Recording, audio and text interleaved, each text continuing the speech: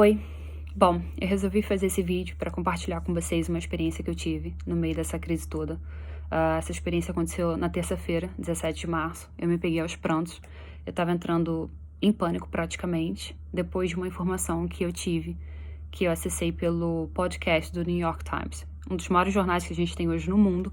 Eles têm disponível no Spotify um podcast diário que se chama The Daily. Então, quem quiser, quem tá ouvindo todas essas informações que eu tô falando aqui, vai atrás, corre atrás da informação que eu tô falando. Eu vou tentar colocar o link do podcast na bio do meu Instagram, para você não só ouvir, mas confrontar. Eu acho que é um tempo também da gente correr atrás de tudo que falam pra gente, da gente ler a matéria por completo, e não só o rodapé da matéria, não só a chamada, mas lê tudo, confronta a informação, corre atrás, e foi o que eu fiz. Após eu ter escutado o podcast e antes de vir falar aqui pra vocês, eu entrei no site do hospital. Então, o hospital que é mencionado existe, o médico que tá dando a entrevista tá lá no quadro médico do hospital.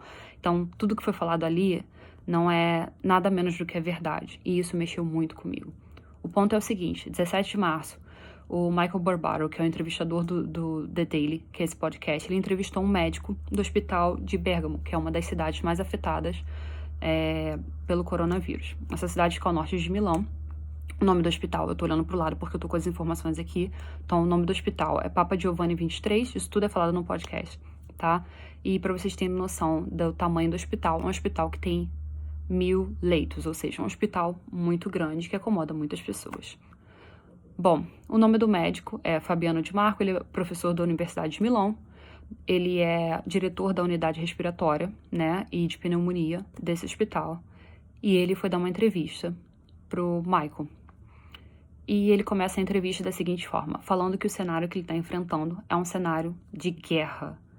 É essa forma como ele descreveu. Ele disse que por dia chegam de 50 a 70 pessoas com dificuldade severa de respiração para serem tratadas, isso por conta do coronavírus. Ele falou assim, hoje é 17 de março, essas informações são atualizadas, de 50 a 70 pessoas por dia, não são 20 pessoas. Ele falou que ele tem hoje, né, ele dando entrevista na terça-feira, ele falou, hoje, 17 de março, dando ênfase, né, eu tenho 450 enfermeiras em casa por conta do coronavírus. E aí o entrevistador até pergunta, as 450 enfermeiras, né, enfermeiros, estão com coronavírus? Ele fala, não, algumas delas estão com coronavírus, outras estão com quadros, ou tiveram com pacientes que estavam com coronavírus, né, estiveram expostas, essas pessoas estão de quarentena, e a outra parte, né, o outro terço dessas pessoas que estão em casa, elas estão completamente, eles chamam de burnout, que é quando a pessoa entra em colapso, que é quando a pessoa tá esgotada física e mentalmente, e elas não têm mais condição de trabalhar, ou seja, são 450 profissionais que não estão no hospital, e eu não tô falando isso cobrando, mas que já foram afetadas por isso.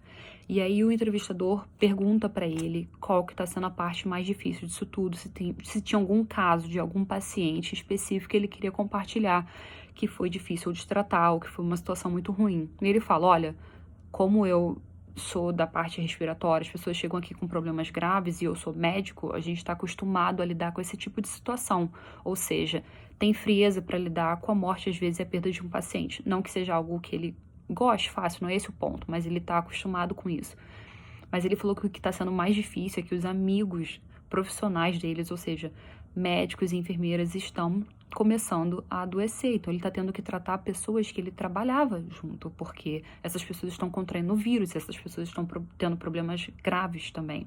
Um outro ponto que foi que eu comecei a chorar, que mexeu muito comigo e que eu acho que é importante as pessoas saberem dessa informação e se comoverem também, foi o que ele falou. Ele falou, como a chegada dos pacientes é muito grande diariamente, a gente está tendo que reorganizar toda a estrutura do hospital. Então, eu estou treinando dermatologista, reumatologista, todos os médicos de áreas diferentes em situações críticas relacionadas à pneumonia ou respiração para conseguirem ser tratados. Então, as áreas dos hospitais estão se adaptando a esse cenário. Isso porque é um hospital grande. E aí ele falou assim, o que é mais complicado é que esses pacientes que estão com coronavírus, eles estão sendo tratados sozinhos e eles estão morrendo sozinhos, ou seja, Enquanto a pessoa tá lá, sem saber se vai passar pela fase do tratamento ou não, ela tá sozinha, porque as famílias são proibidas pelo hospital de visitarem esses pacientes, porque não pode contrair o vírus. E se esse paciente chega ao óbito, né, ele também morre sozinho, ou seja, ele tem consciência do que está acontecendo muitas das vezes, a não ser que o cara esteja numa UTI, enfim, não cabe a mim agora medir esse tipo de detalhe, nem a você, mas é importante saber que caso você contraia alguém da sua família, talvez você não esteja do lado dessa pessoa, então não é às vezes uma situação grave, onde você pensa, vai pro hospital e vai ser tratado, talvez você não consiga estar do lado dessa pessoa, essa pessoa vai estar doente, sozinha e talvez venha a falecer sozinha. E a sua família, pelo menos isso está acontecendo agora na Itália, eles não estão enviando o corpo das pessoas para as famílias, ou seja, porque eles também não querem que depois que esse paciente venha a falecer, tenha contato. Eu sei que é um assunto pesado, é um assunto difícil, foi por isso que mexeu muito comigo, porque eu fiquei pensando na dor dos dois lados, dos três lados, que é o médico que está ali vendo esse tipo de situação. Esse médico que foi entrevistado, que é o Fabiano de Marco, ele falou: todos os dias, eu e os meus colegas, a gente chora muito, porque e médico tá acostumado a ver doença, a ver problema, a ver gente falecer. Só que ele falou assim: eu não tô mais dando conta, as pessoas não estão mais dando conta, os médicos estão adoecendo. As famílias não podem estar perto dessas pessoas que estão doentes. Essas pessoas que estão doentes estão isoladas sozinhas. E agora ele chegou em uma das fases mais difíceis que eu coloquei aqui também, né? Que é escolher pela vida das pessoas. Então, assim, toda reportagem que a gente vê hoje, toda manchete, toda notícia, ela precisa ser avaliada ao máximo possível. Hoje eu entendo que eu também tô numa guerra. Todos nós estamos, né? E não é uma guerra contra o vírus. Eu entendo que eu sou a arma. Se eu for pra rua, eu posso matar alguém, porque eu posso contrair o vírus. E como todo mundo adora falar, eu sou jovem, as chances de eu sobreviver são ótimas. Cara, já tá saindo informação de que, essa é uma informação dos Estados Unidos, eu não tenho todos os detalhes pra falar, que foi hoje que eu vi isso, eu não fui atrás ainda de ler. Mas tá disponível pra todo mundo pegar um Google Tradutor, pegar o que você tá ouvindo e traduzir e ler e correr atrás pra você saber. Essa informação foi o seguinte, que pacientes de 30 a 44 anos, eu acho que, não, de 20 a 44 era mais ou menos uma idade assim, estão tendo complicações sérias, graves, ou seja, esquece essa história de que é só o senhorzinho, uma pessoa mais idosa que pode chegar a vir falecer, porque é mais provável que isso aconteça, infelizmente, com essas pessoas. Então, além da gente ter o cuidado com essas pessoas, existe uma outra parte que é a gente também, a gente não sabe o que isso pode causar, ainda não tem cura, então é muito importante a gente criar consciência, é muito importante a gente pegar e ouvir essa história ruim desse médico da Itália, ouvir essa experiência péssima, saber que em um dia, mais de 300 pessoas morreram por causa disso, e o mínimo que a gente pode fazer é ter um pouco de comprometimento social.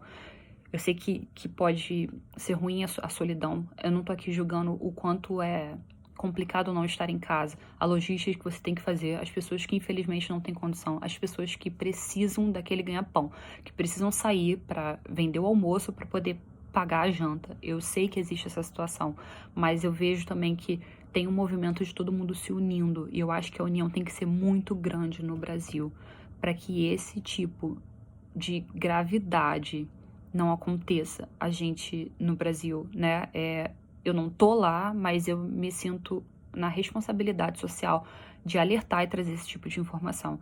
No Brasil, infelizmente, talvez a gente não tenha condição. Os kits para teste nas pessoas, para saber se elas estão com coronavírus ou não, em muitos hospitais já acabaram, não tem mais. A condição de você criar uma UTI para salvar uma pessoa de um problema respiratório envolve toda uma logística. É pesado o assunto, é difícil, dói. Eu sei que às vezes você olha pra rua e pensa, mas tá vazia, então eu vou. Mas aí outras pessoas também podem pensar assim. Então, eu só peço uma coisa, que é pra gente ter o máximo de consciência nesse tempo, o máximo de consideração. Entender que a arma é você, que se você for pra rua, você pode acabar matando alguém. Você pode contrair o vírus sem saber, vai passar um dia e você pode passar pra outra pessoa que tem um problema e você não sabe. Então, assim, vamos respirar fundo. Eu acredito sim, eu tenho pedido muito a Deus, orado pelas pessoas, pela família, pelo Brasil, pelo mundo, pelas pessoas daqui, para que uma solução venha o mais rápido possível, porque não é legal falar disso, não é bacana, não é algo que agrada. Eu tava 2 dias afastada da internet, né? Porque dói, porque você vê isso, você começa a ficar assustado, você começa a ficar em pânico. Mas é importante a gente ter esse medo inicial, pelo menos para trazer uma conscientização séria pra gente. E não pensar que você não pode pegar. A coisa envolve muito mais do que isso. Então, espero que a experiência desse médico, que é muito trágica, que é muito triste, que ele tá passando com os amigos dele, com as pessoas que estão morrendo, estão falecendo, chegue até você, para que você mude a sua atitude, para que você repense, para que você ajude aqueles que precisam.